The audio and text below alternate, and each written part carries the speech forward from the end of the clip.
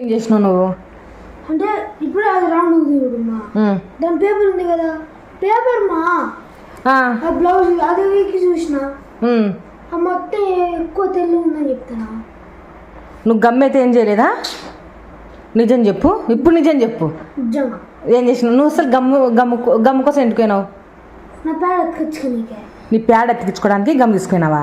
మొత్తం ఇంకా వేస్ట్ చేసేసినావా గమ్ము మొత్తం? కొద్దిగా తీసుకెళ్ళా. అసలు వాళ్ళంటివి ఇందాకలా వాళ్ళమ్మా. ఇప్పుడు మొత్తం అయిపోయిందే ఉంది గమ్ము ఉంది.